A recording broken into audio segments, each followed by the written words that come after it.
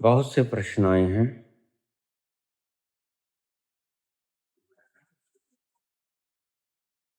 स्त्रियों की तरफ से भी, पुरुषों की तरफ से भी। स्त्रियों ने चिंता जाहिर की, पुरुषों ने ग्रेट डिस्कोर्स कहा। एक प्रवचन से सब कुछ समझ में नहीं आता।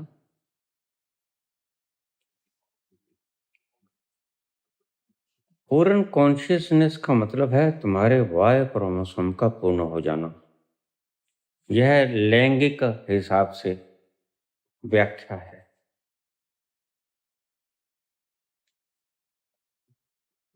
डेफिनेशन अगर लैंगिक हिसाब से की जाए तो वाई क्रोमोसोम की परिपूर्णता एनलाइटमेंट है, कॉन्शियसनेस का पूरा होना। लेकिन स्त्रियों के प्रश्न भी हैं, रचना कुमारी, अन्य भी करीब सैकड़ों प्रश्न हैं। आज के प्रश्न ने बाबा हमें हिला दिया। हमें क्या करना चाहिए अपनी चेतना के उत्थान के लिए?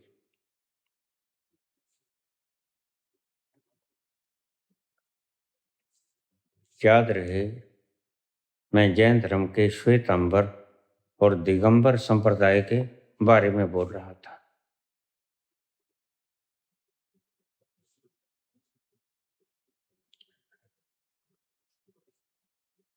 आत्मा का, परमात्मा का कोई लिंग नहीं है, ना वो पुरुष है ना वो स्त्री है। यह व्यवस्था पुरुषों के लिए, क्योंकि उनके भीतर वाई क्रोमोसोम है। वाई क्रोमोसोम को बढ़ाएं, कैसे बढ़ाएं ये भी बताऊंगा।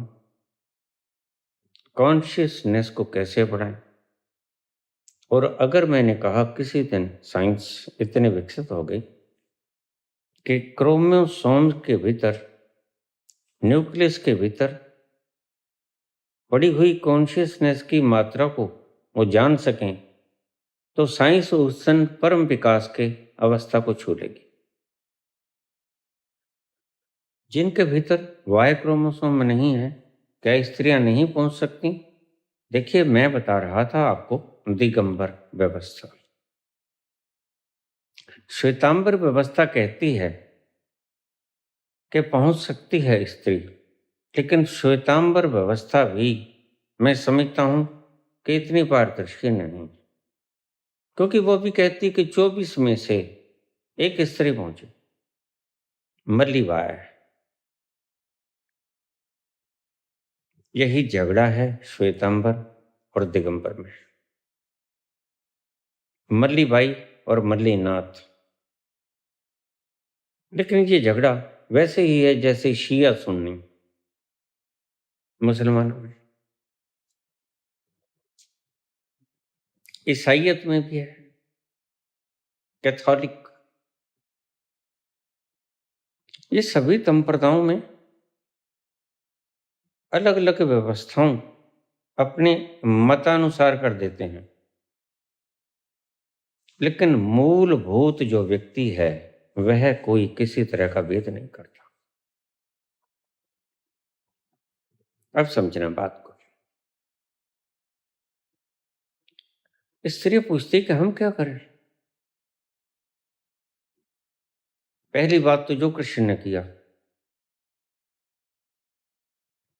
कृष्ण अपनी चेतना को बांटने के लिए, क्योंकि कॉन्शियसनेस का समुद्र हो गए हैं, विराट हो गए हैं, ज्यादा से ज्यादा स्त्रियों को अपने सानिध्य में रखते हैं। तुम सानिध्य में रख नहीं सकते, क्योंकि तुम्हारे सानिध्य में अगर स्त्रियां आएंगी तो फिर गुफाओं का निर्माण होगा। इसलिए मैंने इस व्यवस्था को बिल्कुल नकार दी। यहां बैठने की कोई व्यवस्था नहीं। मैं प्योर आपकी आध्यात्मिकता का विकास करने के साधन जुटाता हूं, और मैं जानता हूं इसका विकास कैसे होगा। मेरी प्रक्रिया है, आप जिस भी तल पर हो, जिस भी तल पर हो, मूलाधार से ऊपर, मैं उसी तल से आपको उठाऊंगा और तुम्हें तुम्हारे उस सफीयर पे ले जाऊंगा जहां से विशुद्धि चक्र शुरू होता है। वहां से तुम प्रायः नहीं करोगे। अगर तुमने बहुत बुरे कर्म करने शुरू कर दिए तो तुम कर जाओगे। प्रायः है, तुम नहीं करोगे। 1000 में से 999 केस नहीं गिरेंगे। एक केस गिरेगा जो बिल्कुल ही हिटलर हो गया है, वह गिरेगा। तो पहली व्यवस्था तो ये थी, क्योंकि कृष्ण अब नहीं आएंगे। कृष्ण की जो फिलॉसफी थी, कृष्ण का जो मार्ग था, वो था कैसे इनको वाई क्रोमोसोम के सानिध्य में लिया जाए, क्योंकि कृष्ण पूर्ण चेतना है और वाई क्रोमोसोम के जरिए इन्हें ब्रॉडकास्ट किया जा सकता है। जैसे बिल्कुल साइंटिफिक भाषा बोल रहा हूं, यद्यपि सरल करके, ताकि आपको समझा जाए। वाई क्रोमोसोम उनका पूर्ण हो गया, कॉन्शियसनेस लेवल उनका 100% हो गया। अब वो बांटना चाहते हैं, क्योंकि निरंतर कॉन्शियसनेस झर रही है। झर क्या रही है? सारी कॉन्शियसनेस वही हो गया है, अखंड हो गया है, परिपूर्ण हो गया है। अब वो कितना भी बांटे, पूर्ण से पूर्ण मादाय पूर्णमेवावशिष्यते, पूर्ण में से पूर्ण को भी निकाल लिया जाए तो पूर्ण ही बचता है। उपनिषद का ये वाक्य तुम्हारे ऋषि समझा नहीं पाए। जैसे कृष्ण में से कृष्ण को निकाल लो, सारी चेतना को निकाल लो, निकाल नहीं सकोगे, मुझे पता है। जितनी चेतना निकालोगे उतनी ही चेतना फिर भर जाएगी, क्योंकि समुद्र है, पीछे से समुद्र आ रहा है, भर रहा है। वह खाई होने नहीं देता। खाई में से तुमने जरा से निकाला एक बाल्टी भर के, और नहीं पीछे से आ गया, उसने फिर खाई भर दी। कृष्ण का फार्मूला थोड़ा अलग। आज के कृष्णों का फार्मूला तो एक पाखंड और छिला हुआ है। जैसे ये गुफाओं का खेल चलता है,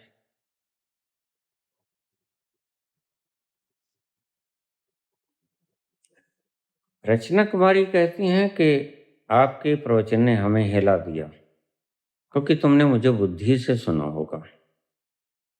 बबीता कहती हैं कि बाबा जी सवाल है, पुरुष कोई भी हो या बुद्ध ही हो, इसका जवाब दे दीजिए।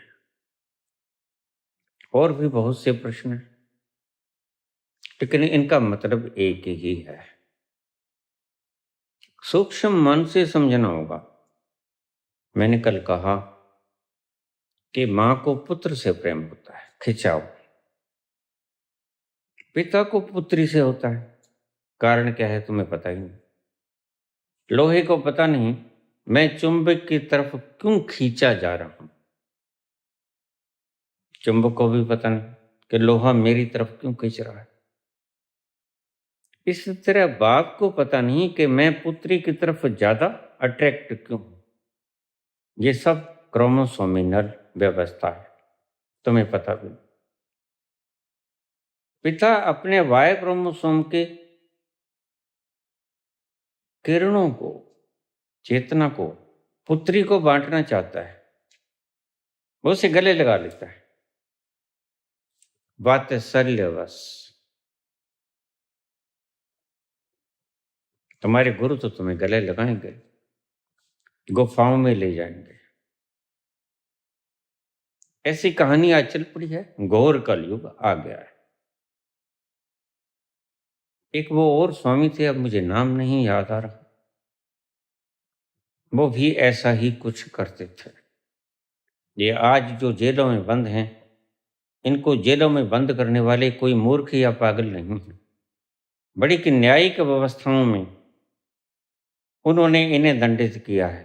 अगर जरा भी निरपराध होते तो फिर उन जजेस का कोई निजी दुश्मनी नहीं था इनके साथ। ये किसी कारण से बंद है। इन्होंने अपने काम को नहीं जीता, कैसे जीत पाएंगे ये विकार? कैसे अपनी चेतना को परिपूर्ण करेंगे? चेतना के परिपूर्ण होने का मजा काम के मजे से करोड़ों गुना कम। काम का मजा करोड़ों गुना कम। मुझे किसी ने पूछा, बाबा संभोग का आनंद और संबोधि का आनंद, इसमें गुणात्मक फर्क कर सकोगे तुम? क्वांटिटेटिव फर्क कर सकोगे? गुण का फर्क तो है, लेकिन क्वांटिटेटिव फर्क कर सकोगे, मात्रात्मक फर्क कर सकोगे? मैंने कहा हाँ, लेकिन पूर्ण रूप से नहीं। जैसे अरबों खरबों, जैसे अरबों खरबों स्त्रियां पुरुषों एक पुरुष के साथ संभोग करें,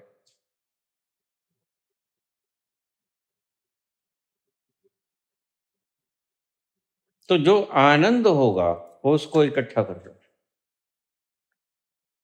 फिर भी वो कम पड़ेगा। यही तुलसी ने बात कही है।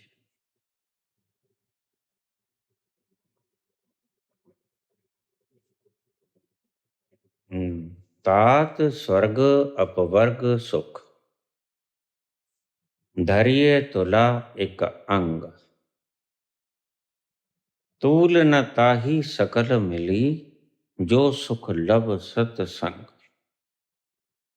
सत्य के संग में, अब गुणात्मक मैं आपसे क्या कहूं, संख्यात्मक मैं आपसे क्या कहूं,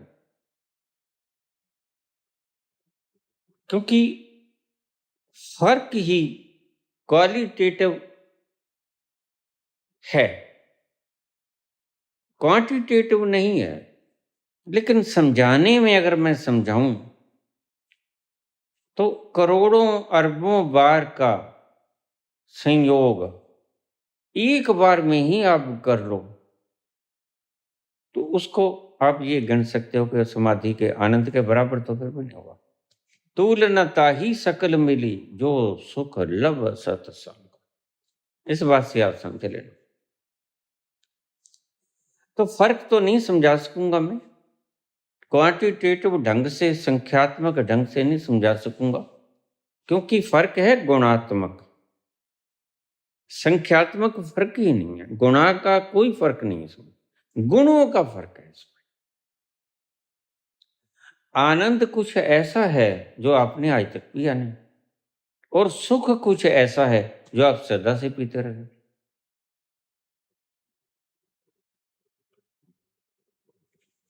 हम क्रोमोसोमिनल व्यवस्था पे आ जाए। पूछा है कि पुरुष चाहे कोई भी हो, चाहे पति हो, चाहे गुरु हो, जहां तक गुरु का संबंध है, गुरु शिष्या से शारीरिक संबंध नहीं बनाएगा। क्यों? उसको आवश्यकता नहीं है। उसने इतना बड़ा आनंद पा लिया है, तुम्हारे शुद्र आनंदों में वह उलझेगा क्यों? ये भी एक लक्षण है। फिर कृष्ण कहाँ उलझे, कहाँ उलझे? कृष्ण कहाँ उलझे? अगर तुम जैविक हिसाब से भी समझोगे तो 16,000 रानियों के साथ, 16,108 रानियों के साथ एक व्यक्ति किसी कीमत पर भी इकट्ठा नहीं रह सकता। यह एक सिंबॉलिक रिप्रेजेंटेशन है। Symbolic representation. अगर बिल्कुल ही सत्य सुनना चाहते हो तो भक्तजन अपने कान को बंद कर लो। भक्तजन अपने कान को बंद करो। कृष्ण ने सिर्फ 8 रानियों से बच्चे पैदा किया।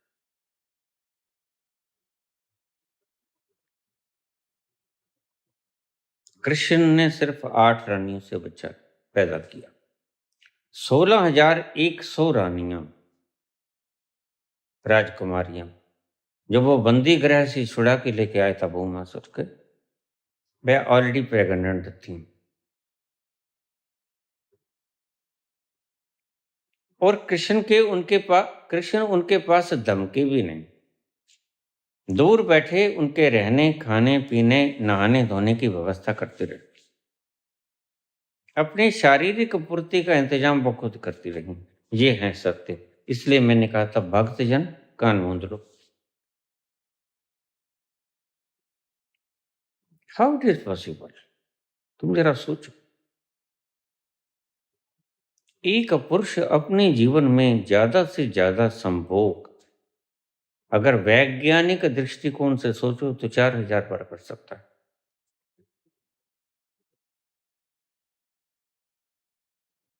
और रानियां कितनी हैं? 16,108। और बच्चे कितने हैं? 10-10। 1,61,000 बच्चे हो गए। एक बच्चे के लिए एक संभोग तो चलेगा ना, कम से कम। इतना संभोग व्यक्ति कर नहीं सकता। 1,61,080 बार संभोग नहीं कर सकता व्यक्ति, पुरुष नहीं कर सकता।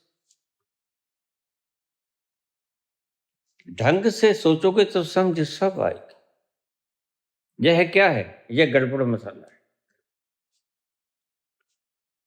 मैं नहीं उगड़ना चाहता था, लेकिन अगर आप बहुत गहराई में लेके जाओगे तो सत्य बोलने से कोई गुरेज भी नहीं होगा। क्योंकि ये आचरण की व्यवस्थाएं हैं, चारित्रिक व्यवस्थाएं हैं। तुम सफेद साड़ी डाल लो, क्या फर्क पड़ता है? तुम गेरुआ वस्त्र पहन लो, क्या फर्क पड़ता है अगर तुम्हारा आचरण खराब? समझाती है बात? ऐसे धोखेबाज सब कहीं मिलेगा तुम्हें। संसार में भी मिलेंगे, केंद्रों पे, आध्यात्मिक केंद्रों पे भी मिलेंगे। और इन शैतानों ने अपनी समूह भी बना लिए हैं, जिन्हें नाम दिया गया आध्यात्मिक केंद्रों का। खैर, मैं ज्यादा नहीं बोलूंगा इसमें। मैं तुम्हारे प्रश्न का जवाब देने में ज्यादा रुचि रखता हूं।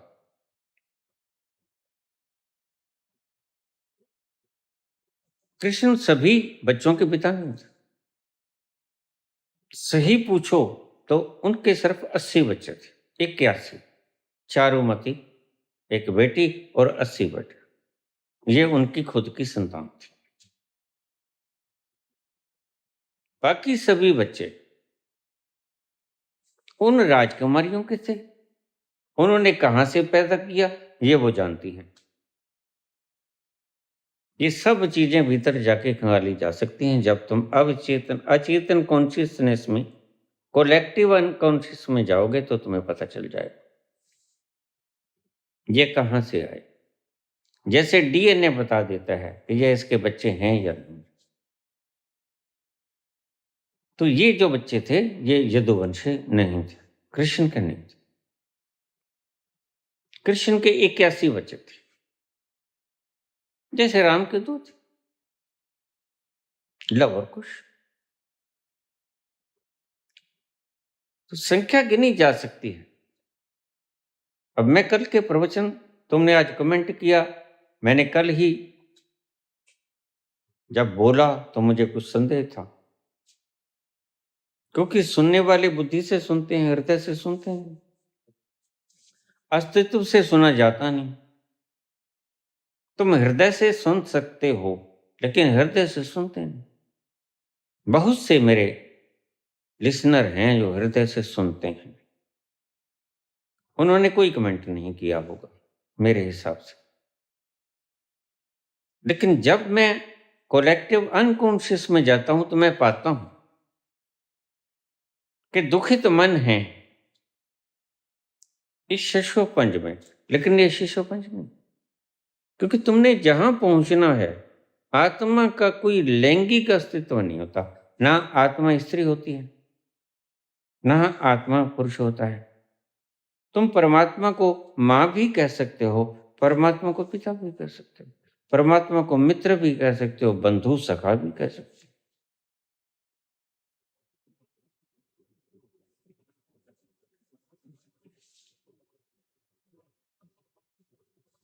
तुमने जाना है वहां जहां तुम्हारा ठोर ठिकाना है,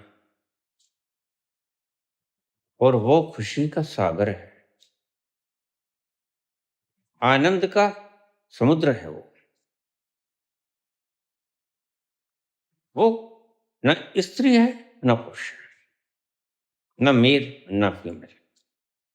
मैं बात कर रहा था एक रास्ते की, और तुम भटक गए।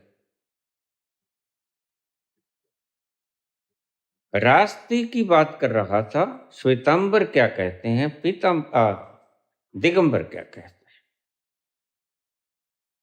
मैं तुमसे कहता हूं कि महावीर क्या कहते हैं। दिगंबर श्वेतांबर तो आगे उनके प्रारूप आ गए। शिष्य तो सदा ही विकृत करते हैं धर्म को, क्योंकि शिष्य पहुंचा नहीं होता उस तरफ। गुरु करता है असली बात, शुद्ध प्योर। शिष्य बात को बिगाड़ लेंगे पक्का है। इसलिए मैं तुम्हें कहता हूं ग्रंथ मत पढ़ना। क्यों? क्योंकि शिष्यों ने लिखा है, बिगाड़ दिया। गीता शिष्यों ने लिखी, बिगाड़ दी। वेद पुराण उपनिषद सब शिष्यों ने लिखे, बिगाड़ दिया। गुरु तक बात सही थी, ऑथेंटिक, उसके बाद इमिटेशन आ गई, मिलावट हो गई।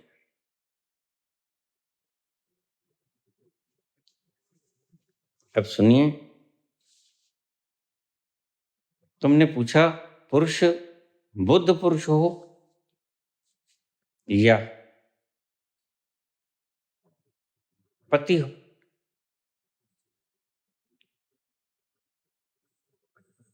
शेख फरीद ने बहुत तप किया, उस पॉइंट पे पहुंच गए जहां वो जो कहेंगे वह हो जाएगा। यहां रुक जाएं थोड़ा सा। यह सिद्धि मिलती कैसी है? सत्य बोलने से। मैं क्यों कहता हूं राजनीति का नाम हटो? क्योंकि तुम उस जंक्चर पॉइंट पे पहुंच नहीं सकोगे। राजनीतिक झूठ बोलते हैं, राजनीतिक झूठे लोग हैं। वो कहेंगे अच्छे दिन आएंगे, ले आएंगे बुरे दिन। जो भी वायदा करेंगे वो करेंगे अपने राजनीतिक अस्तित्व के हिसाब से, तुम्हारे पल्ले नहीं पड़ेगा। इसलिए मैं तुमसे कहता हूं, सभी संतों ने पहला शब्द रखा सत्य। वो पतंजलि थे, कृष्ण थे, राम थे, बुद्ध थे, महावीर थे।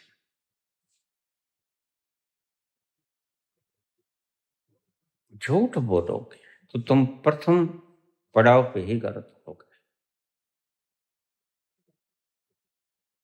जब तुम जो बोलोगे सत्य बोलोगे या मौन हो जाओगे। मौन होना सर्वश्रेष्ठ प्रणाली है अपने अंतस में उतरने की। परम मौन हो जाना। मौन होने से शुरू करो, बोलो ही मत। और अगर बोलना पड़े तो सत्य बोलो। यहां से शुरू। सत्य बोलते बोलते झूठ तुम्हें भटकाता है।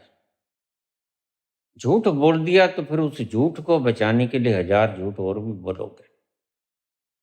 और फिर तुम्हारा अस्तित्व ही एक दिन झूठा हो जाएगा।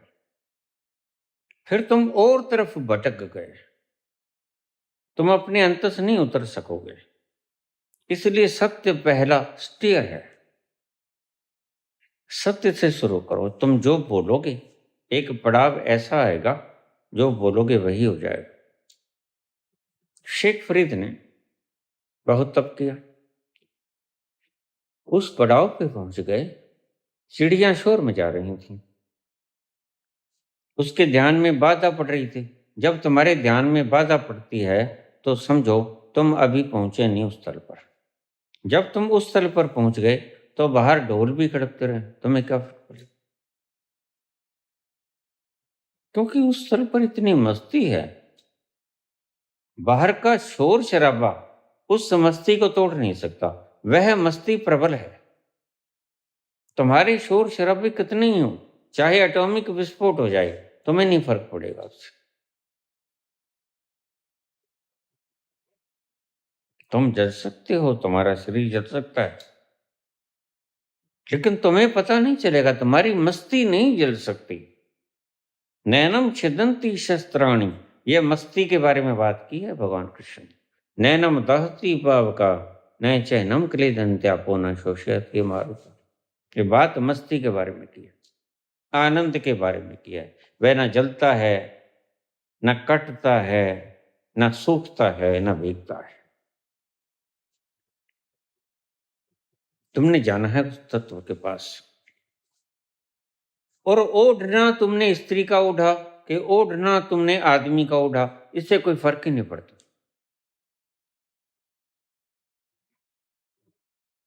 तो मैंने कौन सा रास्ता खोजा? मैंने यही रास्ता खोजा। स्त्री और पुरुष के दोनों से पार हो जाओ।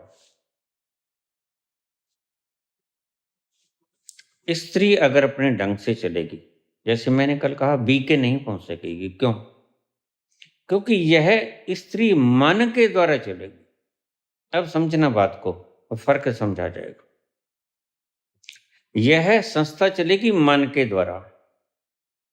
मन को शुद्ध आचरण सिखाओ, मन को कॉन्सेंट्रेट करो, इसको विस्तार दो, शुभ तरंगों को फैलाओ, मानो तुम्हारा संसार शुभ हो जाएगा। बिल्कुल ठीक है, लेकिन शुभ होने से क्या सत्य भी हो जाएगा? शुभ सदा ही सत्य होता है, ये तुमको किसने कहा? शुभ हो जाएगा, चरित्रवान हो जाएगा, तुम सत्यवादी हो जाओगे, तुम दानी हो जाओगे।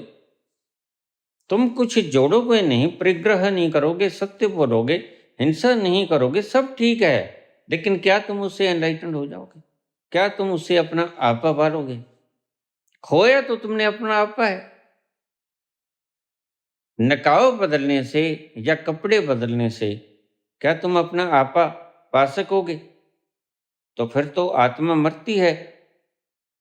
और कृष्ण भगवान कहते हैं, वासांसी जीर्णानि यथा विहाय नवानि गृह्णाति नरो प्राणी जीर्णा तथा शरीराणि विहाय जीर्णा अनन्यानि संयाति नवानि देहि। देही पुराने वस्त्रों को छोड़कर नए वस्त्र ग्रहण कर लेता है। ऐसे ही शरीर बदलता है घर की तरह।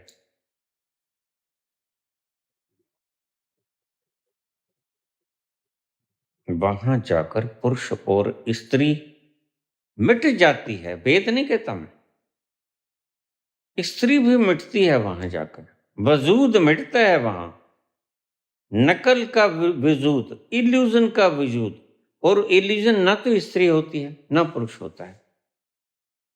ब्रह्म ना पुरुष होता है ना स्त्री होती है। Illusion is not a male not female. Illusion illusion है, भ्रम तोड़ना है। स्त्री पुरुष होने का भ्रम नहीं तोड़ना है। इसको ठीक से समझ लेना बात को। तो ये बीके वाली क्या करेंगी? ये सिर्फ चरित्र निर्माण करेंगे। इसलिए चरित्र को इन्होंने मूल तत्व माना। ये गीता का श्लोक भी बोलेंगे तो चरित्र के हिसाब से डालेंगे, और चरित्र भी ढल जाए तो कुछ नहीं होता। तुम कितने ही साधु बन जाओ, लेकिन संत न हो सकोगे। साधु और संत में तो बहुत lot of difference between the two. साधु चरित्रवान है, संत आत्मवान है। इस शब्द को फिर समझ लो। साधु चरित्रवान है, संत आत्मवान है। साधु कहता है मैंने झूठ नहीं बोला, मैंने चोरी नहीं की, मैंने जोड़ा नहीं, मैंने किसको दुख नहीं दिया। उसका मैं छलकता है इसमें। संत कहता है मुझे नहीं पता, दुख दिया होगा, हुआ होगा, उसने कराया जो कुछ कराया। संत एक चीज जानता हूं कि मैं हूं ही नहीं, मैं करूंगा क्या खा। एक ही है, वो ही जरे जरे में समाया हुआ है, वो ही करता है, वो ही सबको नचाता है, वो ही करवाता है, फिर मेरी भरम औकात क्या। संत और साधु में इतना फर्क है। तो साधु हो जाएगी ये बीके, लेकिन साधु होने से सिर्फ वस्त्र बदला जाता है, श्वेत वस्त्रधारी हो जाएगा। वस्त्र बदलने से वस्त्र तो आत्मा बदलती है।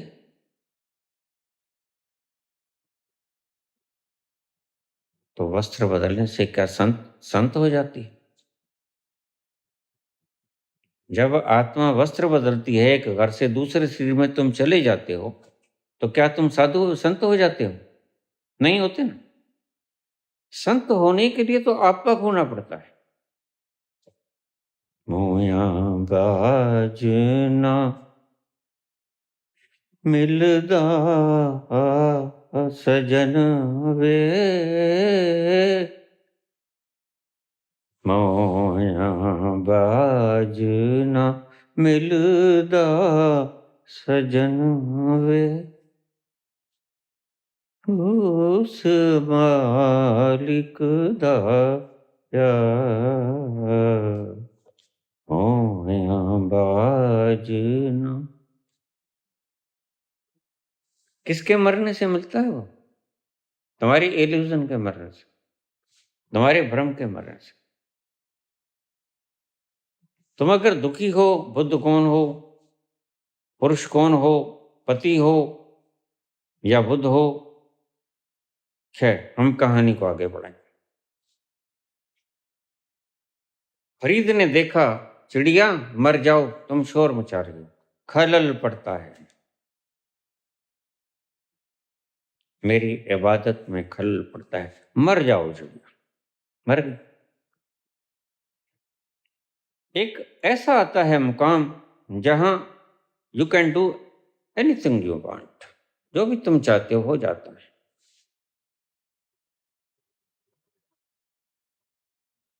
ऐसा ही हुआ। विवेकानंद उस स्थल पर पहुंचे और उन्होंने पाया कि मैं आज अब कुछ भी कर सकता। तो उन्होंने उस मूर्ख से सब मूर्तियों को फिकवाना चाहा कुएं में, लेकिन रामकृष्ण आड़े आ गए। रामकृष्ण कहते हैं ना, यह प्रकृति के विधान में एक बाधा है, ये काम तुमने गलत किया है। लो मैं तुमसे तुम्हारी वह स्थिति छीनता हूं। और उन्होंने स्थिति छीन ली। अंतिम दम तक 39 वर्ष तक, जब तक वो मरे नहीं, तरसते रहे वो विवेकानंद कि मुझे उसकी झलक फिर मिल जाए। मिली, लेकिन 3 दिन पहले मिली। और 3 दिन पहले बेलूर मठ में उनको पता चल गया कि अब क्योंकि मेरी क्षमता वापस आ गई, मैं शांत हो गया, तो अब मैं 3 दिन बाद मर जाऊंगा। और 3 दिन बाद उसका ब्रेन हैमरेज हो गया। सुबह योग किया उन्होंने, प्राणायाम किया, सब किया, और आके वो प्राण छोड़ दिया।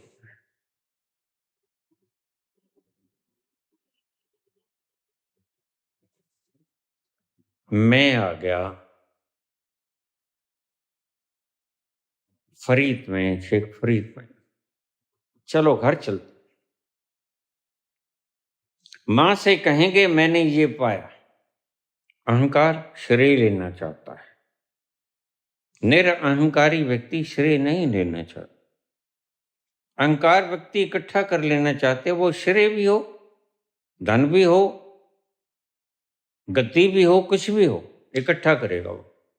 और पातंजलि कहते हैं इकट्ठा मत करो, अपरिग्रह। लेकिन मूर्ख व्यक्ति इकट्ठा करेगा, उसे पता है मेरे संग जाएगा नहीं, फिर भी इकट्ठा करेगा। तो अभी मूर्ख था, अभी पूर्ण हुआ नहीं था फ्रीद, बाद में कहीं जाके पूर्ण होगा। तो चलो घर चलते हैं, माता को बताएंगे, खुशी होगी। रास्ते में प्यास लगी, घर अभी दूर था, साधन नहीं हुआ करते थे यातायात के, पैदल ही चलना पड़ रहा था। धूप घनी थी, प्यास लगी, कुएं पे खड़ी हुई एक स्त्री को पाया। मेरी इस कहानी को ढंग से सुने ना, पूरे आनंद से कॉन्सेंट्रेट होकर। वो स्त्री कुएं से पानी भर रही थी और बाल्टी से पानी भरती और अपनी मटकी में डाल लेती। 2 मटकियां लेके आई थी। रिवाज था जब जाना ही है तो 2 मटकियां लेके जाओ, दोनों मटकियां इकट्ठी भर लो, ऊपर नीचे रख लो। उनको रोज का ही अभ्यास था ये। उधर से प्यास लगी, शरीर है प्यासा तो हो गई। तो शेख फरीद ने कहा, देवी हम प्यासे हैं, पानी पिला दो।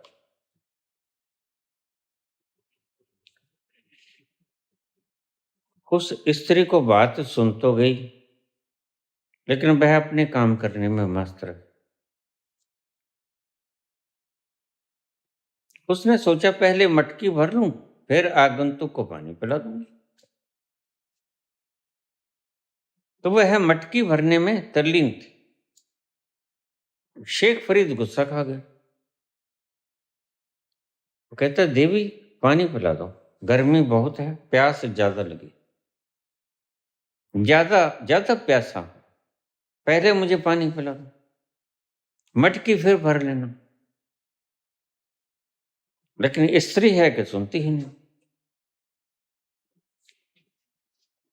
क्या नाम था? आबिदा। आबिदा नाम की स्त्री है, ये पानी भर रही है।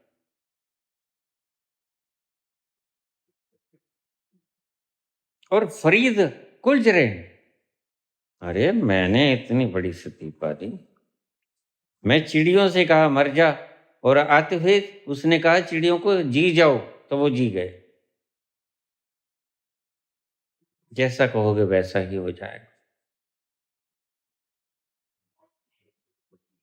उस स्त्री से कहा, पानी पिलाते प्यासा हूं, क्या भला इतना सा काम नहीं कर सकती है? ये मटकी भी तो भर रही है, या बहरी है? तो उसने उससे पूछा, बहरी हो क्या? तो उसने हाथ हिला दिया, नहीं नहीं बहरी नहीं हूं, सुनता। तो फिर सुनता है तो पानी पिला दे ना मुझे। लेकिन वो मटकी भरने में तल्लीन थी।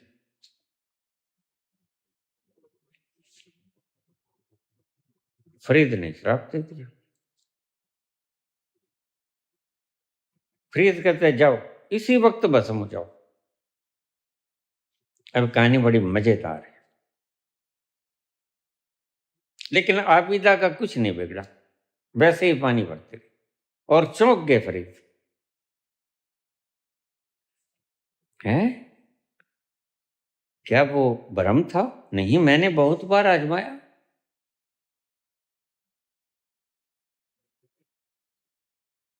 उसने फिर कहा, शायद चूक हो गई। उसने कहा, तुम्हारा नाम क्या है? उसने कहा, तुमने नाम से कह लेना, तुम प्यासे हो, ठहर जाओ, पहले मैं अपनी मटकियां भर दूं, फिर तुम्हें पानी पिला दूंगी। फरीद ने फिर दूसरी बार उसे श्राप दिया कि जा भस्म हो जा, मुझे देरी करा रही है, मुझे प्यास लगी। लेकिन फिर कुछ नहीं हो, परेशान हो गए प्रीत। कहानी मजेदार भी है और शिक्षाप्रद भी है। ये क्या हो रहा है? इस स्त्री पर कोई इफेक्ट नहीं हो रहा। उसने मटकियां भरी, मजबूरी थी, ठहरना पड़ा। 2 बार शराब दे दिया था, कुछ नहीं बिगड़ा अबिदा का।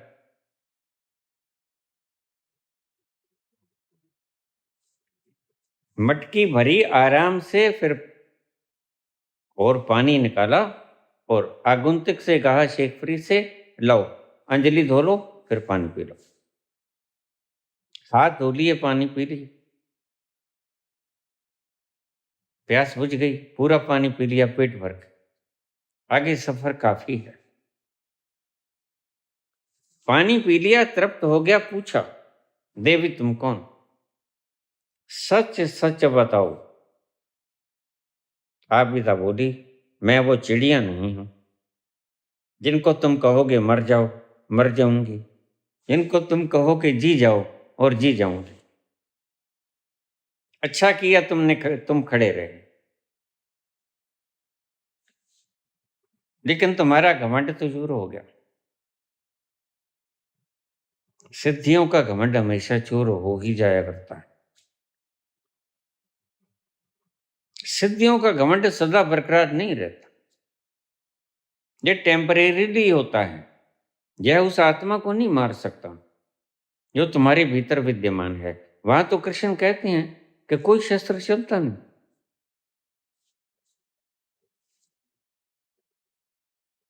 तो उसे नमन किया, शुक्राना किया, लेकिन पूछा कि देवी ये रहस्य तो बता दो, मैं आके कैसे जा पाऊंगा? मैं अपनी माँ को अपनी शेखी बघारने के लिए चला था, लेकिन तुमने फेल कर दिया। और तुमने ये भी पहचान लिया कि मैं चिड़िया थोड़ी हूं जो तुम्हारे कहने से मर जाऊंगी, तुम्हारे कहने से जी जाऊंगी। तो देवी मुझे इसका रहस्य बताओ क्या है। उस देवी ने जो कहा, आप भी सुन के चौंक जाओगे। सत्य में ऐसी कहानियां मैं सुनाना नहीं चाहा करता, लेकिन अगर प्रसंग ही ऐसा आ जाए तो सुनानी पड़ जाती है, क्या करूं। तो वह देवी बोली, मैं पतिव्रत हूं, फरीद नाम भी जान गई। मैं पतिव्रत हूं, मैं कुछ नहीं करती। पूछा फरीद ने, कोई तप, कोई जप, कोई पाठ, कोई पूजा, कोई नमाज, कोई रोजा, कोई हज, कुछ किया तुमने? क्या किया तुमने? कितना किया? कहती, मैंने कुछ नहीं किया, मैंने कुछ नहीं किया। है? ऐसे कैसे तुम्हें पता चला? देवी मैं तो बड़ा हैरान, मैं तो इतने साल बैठा रहा, 12 वर्ष के करीब हो गए। आज मां को खुशखबरी सुनाने चला था। आबिदा बोली, फरीद तुम्हें यह सिद्धि मिल गई है निश्चित, लेकिन मैं सिद्धियों से ऊपर। तुम अभी प्रबुद्ध नहीं हुए हो, you have not got enlightened yet.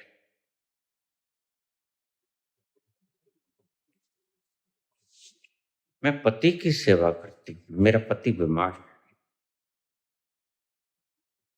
उसकी सेवा करती हूँ। शरीर दुखता है, शरीर दबा देते हैं, अपना खुद का ख्याल रखती हूँ, पति की सेवा करती हूँ। इसमें बड़ा रहस्य छिपा हुआ है। वाई क्रोमोसोम के निकटस्थ रहना। अगर स्त्री इतना सा भी कर ले, कुछ भी ना करे, कुछ भी ना करे,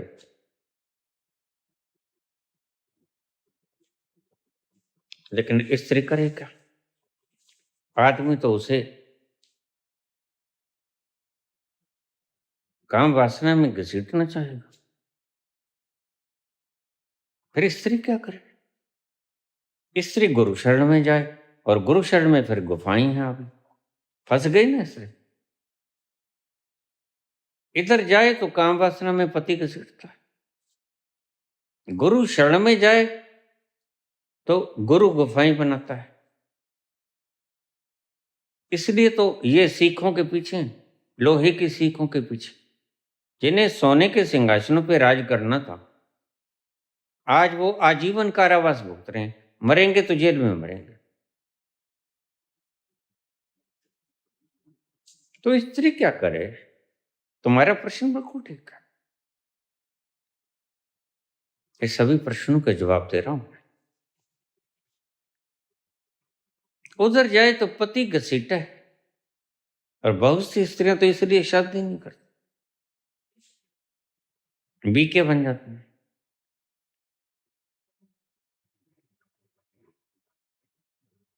जैन साधिकाएं बन जाती हैं, मुंड मुंडा लेती हैं, लेकिन मिलता मिलता कुछ नहीं, क्योंकि ये मन के ऊपर काम करती हैं। और मन के ऊपर जो काम करेगा वह साइकोलॉजिस्ट तो हो सकता है, मनोवैज्ञानिक तो हो सकता है, साधु तो हो सकता है, पवित्र आचरण तो हो सकता है, लेकिन संत नहीं हो सकता। क्योंकि मन के ऊपर काम किया, मन के पार काम नहीं किया, उन्मुनी अवस्था में नहीं आए, मन से पार नहीं हुआ। और उन्मुनी अवस्था में आना कुछ अलग बात है।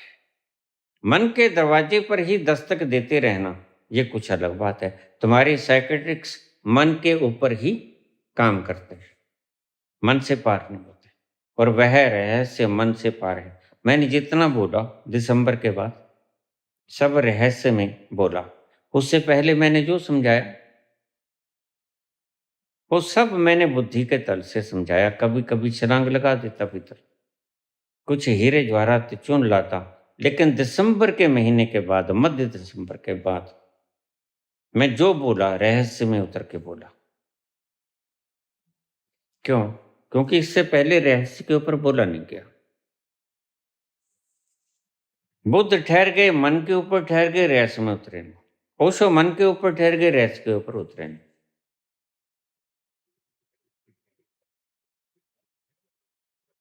पीएचडी थे, दार्शनिक थे, लेकिन दार्शनिक थे अल्फाज के, स्थितियों के नहीं। आत्म स्थिति में नहीं पहुंचे थे वो उस जगह जहां परमात्मा का निवास है। इसलिए बहुत मजे से ओशो कह सकते हैं कि मैं अपने आप को बुद्ध के करीब पाता हूं।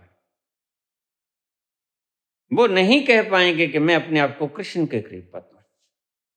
मजबूरी है, क्योंकि वो रहस्य में नहीं उतरे। कृष्ण तो रहस्य के मालिक हो गए। ये थोड़ी सी बात गहरी होगी, लेकिन समझने की चेष्टा तुम करना भी मत, इसे तुम अनुभव में लाने की चेष्टा जरूर करना। ओशो कृष्ण के करीब नहीं गए, ओशो बुद्ध के करीब गए। बुद्ध को अच्छी तरह से कंगाल देंगे वो। तो इसलिए बी के धर्म वाले साइकोलॉजिस्ट हो जाएंगे। बस ये पढ़ाई है, जैसे तुम कॉलेजेस में पढ़ते हो, मनोचिकित्सा है ये, इससे आगे नहीं जा पाएंगे। शुभ तरंगे बिखेरो, शुभ सोचो, सत्य बोलो, प्रग्रह ना करो, और समूह में इकट्ठा होकर दान मांगेंगे। मेरे पास लोग आ जाते हैं, शिकायत करते हैं, ये 5-7 इकट्ठी हो जाती हैं, दान दो, बैठ जाती हैं, तो मुश्किल खड़ी होती है। ये धर्मों का काम थोड़ी। तुम सहज मांग लो, बुद्ध ने भी मांगा, लेकिन जिद कभी नहीं की। शंकर ने भी मांगा, लेकिन जिद नहीं की। लेकिन उसके द्वार पे बैठ जाना, उसको कहना इतने पैसे दो गले में से निकाल के, ये तो वो हिजड़ों वाला काम हो गया। नहीं तो नंगा होके नाचेंगे। तो अगला कहता ले भाई 51,000 ले और चल, काहे नाच निशाना है यहाँ। डरते हैं बेचारे गृहस्थी लोग। तो आबिदा ने कहा, मैं पतिव्रत हूं, मैं अपनी पति की सेवा करती हूँ। अब इससे क्या मतलब लगाओगे तुम सिर्फ चरित्र साधोगे, लेकिन चरित्र साधने से कुछ भी तो नहीं होता। गहरी बात तो तुम्हें कोई बता ही नहीं पाया। आज पहली दफे मैं तुम्हें गहरी बात बताया। मैं तुम्हारे सत्य को, अध्यात्म को विज्ञान से जोड़ के बताया कि वास्तविकता क्या है। जब स्त्री वाय के संपर्क में आती है, मां का क्यों प्रेम होता है बेटे के साथ, बेटी के साथ नहीं। लगाव होता है, प्रेम नहीं होता, वात्सल्य नहीं होता। वात्सल्य होता है बेटे के साथ। इसलिए हर स्त्री चाहती है मेरे बेटा को। पुरुष को फर्क नहीं पड़ता, पुरुष की चाहे बेटी भी हो जाए,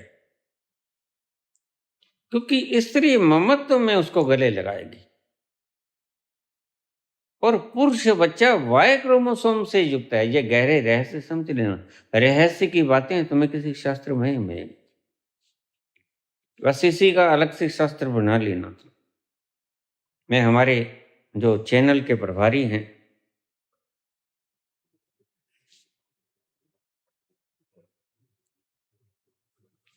साहित्य के रमेश से मैं आग्रह करूंगा कि इसका प्रसंग ही अलग बना लो रहस्य का।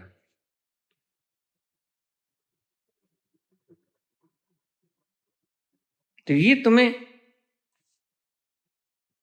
चरित्र से नहीं मिलेगा। चरित्र से तुम सेवा कर सकती हो, बिल्कुल अच्छी बात है, बहुत अच्छी बात है। किसी दुखी की, किसी पीड़ित की, किसी के हाथ पांव दुख रहे हैं, तुम उनको दबा दो, आराम मिलता है, उसके भीतर से आशीष निकलती है। प्यासे को पानी पिला दो, भूखे को खाना खिला दो, जो तुम्हारे पास है वो बांट दो, जो बाबा नानक ने किया। मैं भूखों से ये कहता हूं, तुम भूखे ना मरो। अगर तुम्हें बिल्कुल ही रोटी कोई नसीब नहीं होती, तो गुरुद्वारा सदा ही उपलब्ध है। बाबा नानक का गुरुद्वारा सभी देशों में तुम्हें मिल जाएगा। तुम भूखे मत रहो, तुम गुरुद्वारा में जाके पेट भरो। वहां नानक का भंडारा चलता है, वहां 13 कभी 12 नहीं बनता, वहां खत्म नहीं होता। कितना ही खाए जाओ तुम, और पूरा करता ही जाएगा। इसलिए भूखों से मैं कहूंगा, किसी भी देश में है, गुरुद्वारा तुम्हें मिल ही जाएगा। सोने की व्यवस्था भी तुम्हें भीतर नहीं बाहर मिल जाएगी, लेकिन वो तुम्हारी केयर पूरी करेंगे। उनमें सेवा भाव है। आज भी खालसा पंथ में सेवा भाव उसकी आत्मा में कूट कूट के भरा है, सवाए इन ओहदेदारों के जो गोलक में से धन चुरा के घर ले जाते हैं, और इनके पल्ले कुछ नहीं पड़ेगा।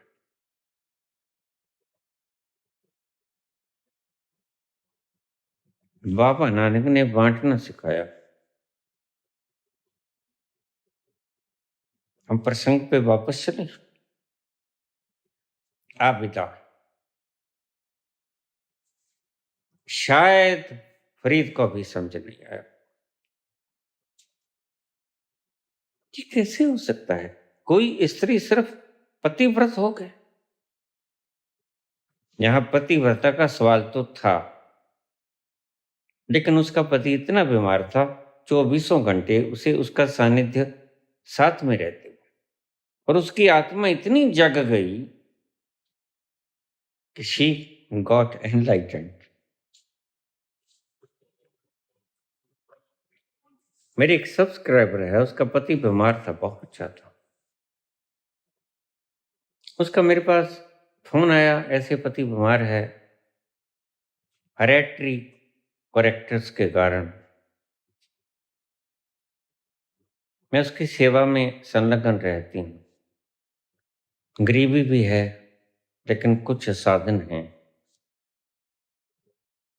मुझे क्या करना चाहिए? मैंने कहा कुछ न करो, बस सिर्फ इसके करीब बैठो, इसकी सेवा करो, देखभाल करो, यही तुम्हारी तपस्या है। और उसने यही किया। पति शरीर छोड़ गए, लेकिन बहुत कुछ जाते जाते पति दे गए। वह स्त्री आज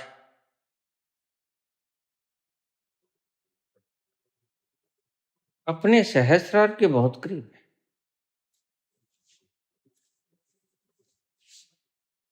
थोड़ा सा उसको पुश। मैं उसे देखा जब यहां दीक्षा लेने आई वो, पति की मृत्यु के बाद, शायद मुझे याद नहीं, पहले के बाद। लेकिन मुझे लगा कि वह जल्दी ही पहुंच जाएगी।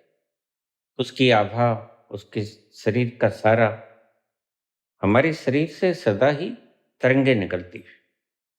राजनीतिज्ञों के मैं कैसे पहचान जाता हूँ? मेरे पास बहुत राजनीतिकों के यहाँ पर आते हैं मैसेजेस, हमें दीक्षित कर लो। मैंने कहा बिल्कुल, आप कृपा करो, हमें संख्या बल की आवश्यकता नहीं। ज्यादा धनाढ्य व्यक्ति जिन्होंने पाप करके पैसा कमाया, पापा बाज न होवे कट्ठी मोया संग न जावे, उनके ओरे भी आप देखोगे। और मैं तो बस ओरा देखकर ही दीक्षा देता हूँ। कई व्यक्तियों को मैं इनकार भी कर देता हूँ, नहीं मिलेगा। अब फिर आना, सुधारो पहले अपने आप। जो खास तौर से मास्टरबीट वगैरह करते हैं, उनको तो मैं स्पष्ट रूप से कह देता हूँ, नहीं, ये छोड़ो पहले। तुम बड़े आनंद की तलाश में अगर आए हो, तो छोटे आनंद को छोड़ के क्यों नहीं आते? अभी तुम्हारी ये वृत्ति भी नहीं तुम खत्म कर पाए, तुम अभी इसी के गुलाम। तो बड़े आनंद की कामना लिए लिए यहां पर आ गए, तो मैं झिड़क देता हूं, नहीं नहीं, यहां कोई तुम्हारा मुकाम नहीं, जाओ यहां से। ब्रह्मचर्य का पाठ इसलिए पढ़ाया गया था। तुम 4 बूंद पानी से तृप्त ना हो जाओ, एक बूंद अमृत की भी मुहैया है तुम्हारे लिए। और जैसे ही तुमने एक बूंद अमृत का पी लिया, और पानी का स्वाद तुम्हें स्वाद नहीं लगेगा, वो गल की प्यास बुझाएगा, लेकिन यह तुम्हारी आत्मा की प्यास को बुझा देगा। वह आनंद के एक एक बूंद। तो तुम अगर उसकी तलाश में आए हो, अगर नहीं आए हो, फिर जो चाहिए कमा लो। धन, मुकाम, श्रेय, गद्दी, मान सम्मान, जो भी कुछ चाहिए कमा लो। मैंने तुम्हें कब बुलाया?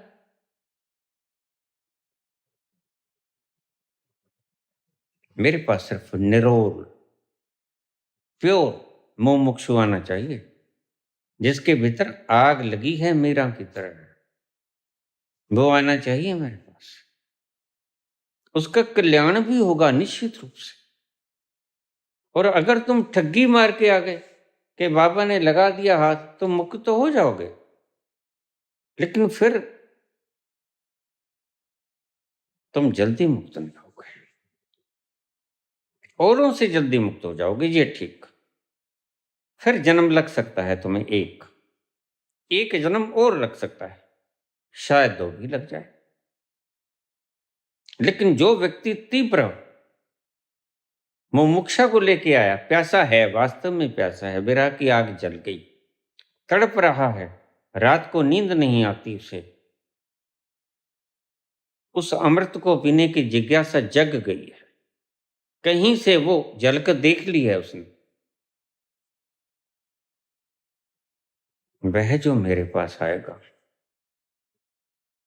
फिर मैं उसकी रुचि को पूरा करने में कोई कोर कसर बाकी नहीं छोड़ूंगा।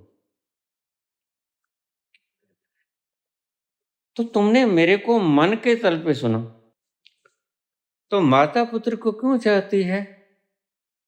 क्योंकि पुत्र को जब वो गले लगाती है, तो वाय क्रोमोसोम के आनंद से भर जाती है। मैंने आपसे पहले कहा वाई क्रोमोसोम आनंद का खजाना है। और अगर किसी दिन साइंस ने इतना विकास किया तो वह वाई क्रोमोसोम के भीतर जाके तुम्हें बता सकेगा कि कौन व्यक्ति एनलाइटन हो गया, कौन नहीं हो गया। तो पुत्र में क्योंकि वाई क्रोमोसोम होता है, जब वो गले से लगाएगी तो उसे पता ही नहीं कि मेरे भीतर से वात्सल्य कैसे बह जाता है ममत्व का। ये गुप्त बातें हैं।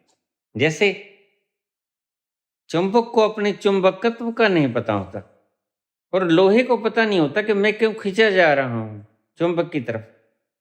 और दूसरी बात, चुंबक के साथ जब लोहा लग जाता है तो तुमने एक बात देखी कि चुंबक के साथ अगर लोहा लगा रहे तो जब तुम उसको हटाओगे तो उस लोहे में भी चुंबकत्व का थोड़ा सा असर आ जाएगा।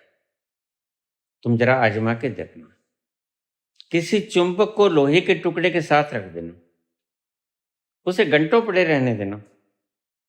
इसलिए मां के पास ही बच्चा रहता है करीब 2 साल तक। आजकल तो मेड्स के पास रहता है। तो पाश्चात्य सभ्यता, तुमने विकृति की ओर तुम जा रहे हो। तुम्हें फिर से लौटना होगा हमारी सनातन प्रणाली की तरफ। ठीक है, ये बगाड़ने वाले बहुत आ गए हैं टोपीधारी, लेकिन तुम घबराओ मत इनसे, इनका सफाया हो जाएगा जल्दी ही। कोई नहीं बचेगा इनमें से। ये पाखंड को खिलारने वाले आज नहीं कल धराशायी होने को ही है।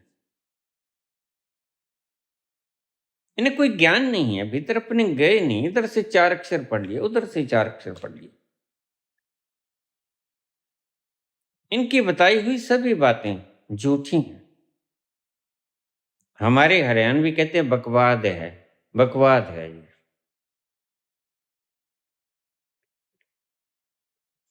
तो मां जब गले से लगाएगी उसको पता भी नहीं होगा ये मेरे स्तनों से दूध काहे झर रहा है, क्यों ममत्व तो बिखरा जा रहा है। लेकिन यही कारण है, वाई क्रोमोसोम की उपस्थिति उसको एनलाइटेंड कर रही है। धीरे धीरे धीरे धीरे उसके भीतर की चेतना, कॉन्शियसनेस प्रवाहित हो रही है मां के बीच में, और उसे आनंद आता है। सारी रात बच्चा मां के पास होता है, कभी दूध मांगता है, कभी पोटी कर देता है, कभी पेशाब कर देता है। और बाप बेटी को पहुंचाता है। अब इसका वो कृष्ण जैसा उदाहरण है। कृष्ण बांटना चाहता है, बाप के पास वाई क्रोमोसोम है, वो बांटना चाहता है। और किसे बांटे? बेटी को ही बांट सकता है, क्योंकि वह एक्स क्रोमोसोम है। वाई क्रोमोसोम बांटना चाहता है, इसीलिए पुत्र का बेटी के साथ लगाव होगा। ये तुम साधारण जीवन में भी देख सकते हो। बाप बांटता है बेटी को कॉन्शियसनेस, और मां ग्रहण करती है कॉन्शियसनेस पुत्र से। यह क्रोमोसोमिनल फार्मूला, ये साइंस के हिसाब से मैंने तुम्हें अध्यात्म का वर्णन कर दिया।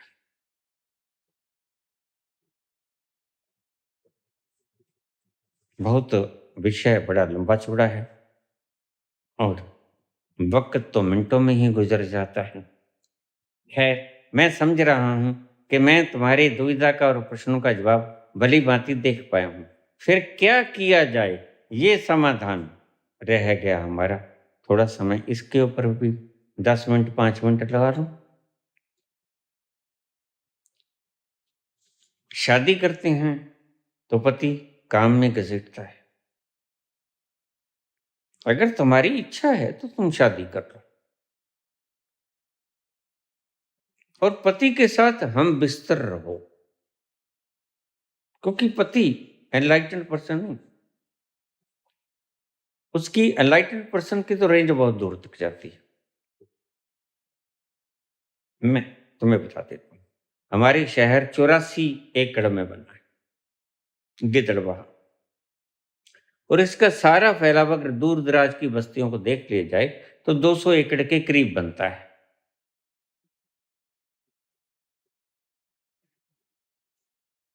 और मेरी आध्यात्मिक तरंगें इससे कहीं दूर तलक कर जाती हैं। बस उन्हें पुकारो, वो तुम वहीं बैठे हुए उन्हें रिसीव कर लोगे। मैं सोचता था यहां कोई रिहायशी प्रबंध कर दूं तुम्हारे लिए, लेकिन मेरे पास ऐसे अ, मेरे पास समस्या है। समस्या काहे की है? मेरे पास मैन पावर नहीं। एक बच्चा है, वह कहाँ कहाँ जाए? आप देखते होंगे जब यहाँ पर दीक्षा लेने आते हो, सारी व्यवस्था वो करता है। तो मैन पावर मेरे पास नहीं है। धन तो लोग देने को तैयार है, वो तो बस उनसे कहा जाए वो शुरू कर देंगे, लेकिन वक्त नहीं दे सकते। आज सभी व्यक्ति व्यस्त कर लिए गए हैं महंगाई के कारण, या कुछ न कुछ सब्ज बाग दिखा के। तो आप सदा व्यस्त हो, चाहे आपके पास ज्यादा भी है तो भी व्यस्त हो। कम है फिर तो व्यस्त होगे। पेट तो भरना ही है अपना बच्चों का।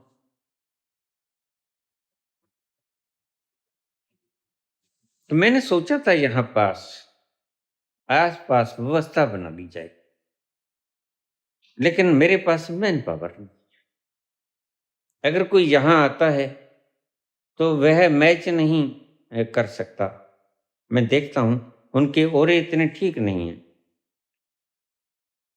मुझे शुभ विचारों वाले लोग चाहिए जो यहाँ गंदगी न फैलाएं, सेवा भाव से, निष्काम भाव से सेवा करने के लिए जो यहाँ आए, तो शायद कुछ हो सकता है। खैर, ये भविष्य की समस्याएं हैं, कोई बड़ी बात नहीं। फिर मेरे जाने के बाद तो इनकी कोई अर्थ भी नहीं रह जाती। बस जितना लाभ उठा सकते हो, फिर अभी जो व्यवस्था बनाई गई है उसी का तुम लाभ उठा लो। दीक्षा ले जाओ, आध घड़ी के लिए मेरे संग बैठ जाओ, मेरे आसपास के दायरे पे बैठ जाओ। यहाँ तो घनीभूत मात्रा में सारी कॉन्शियसनेस कॉन्शियसनेस ही कॉन्शियसनेस भरा पड़ा है, सारा समुद्र की तरह। तो यहाँ आके थोड़ी देर के लिए तुम लुत्फ उठा सकते हो, और अगर तुम 12 मिनट तक बैठ सकते हो तो सफिशियंट है। संतों ने भी कहा है, कुछ सोच समझ के कहा है।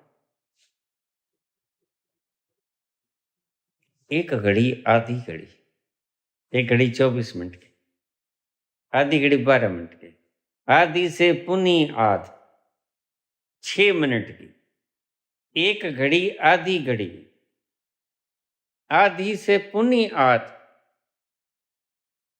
6 मिनट भी अगर आप संत की संगत में बैठ जाओ। कबीरा संगत साध की, हटे हरे कोटि अपराध, आपके करोड़ों पापों को दूर करते।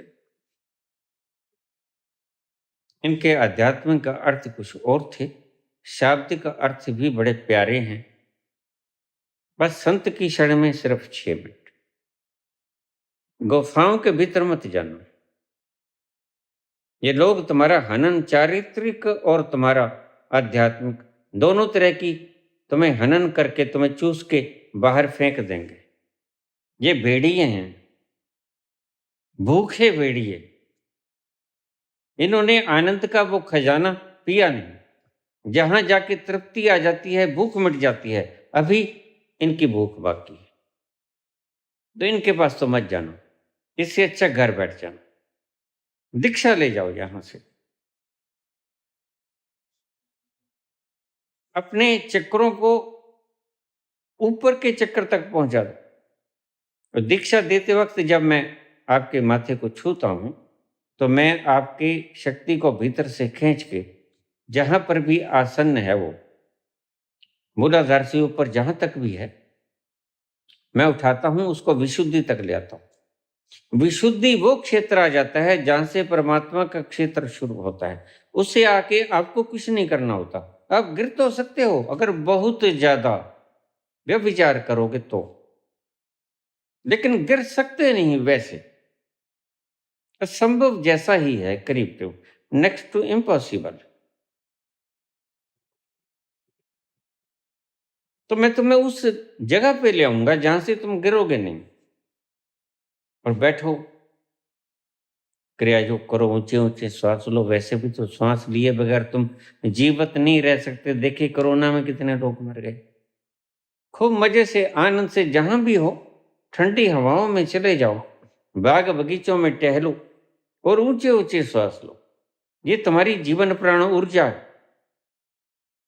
उसके बाद न कुछ करने में बैठ जाओ, कुछ ना करो, मन भटकेगा, भटकने दो। जैसे दूर दराज आप किसी घटना को घटते हुए देख रहे हो, ऐसे विचारों को देखो। तुम्हारा कुछ नहीं बिगाड़ सकते, ये जड़ हैं। ध्यान रखना, तुम चेतन हो। ये आएंगे, ठहरेंगे बादलों की तरह, लेकिन बादल कभी सदा के लिए ठहरे हैं आसमान पे? नहीं, गड़गड़ाते हैं, चले जाते हैं। ऐसे ही विचार भी चले जाएंगे, और जब विचार चले जाएंगे तो खाली आसमां रह जाएगा और वो चमकता हुआ सूरज तुम्हारी सामने होगा। ठंडी में इस धूप को तेपना, बड़ा मजा आएगा।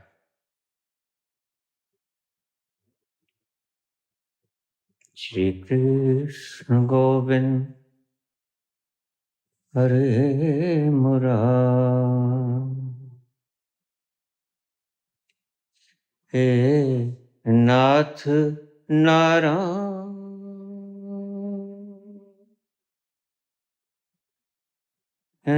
वासुदेव।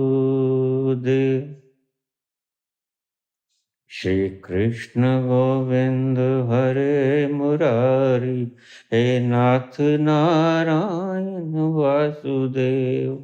श्री कृष्ण गोविंद हरे मुरारी, हे नाथ नारायण वासुदेव। पितुमात स्वामी सखा हमारे, पितुमात स्वामी सखा हमारे, हे नाथ नारायण वासुदेवा। श्री कृष्ण गोविंद हरे मुरारी, हे नाथ नारायण वासुदेव। श्री कृष्ण गोविंद हरे मुरारी, हे नाथ नारायण वासुदेव।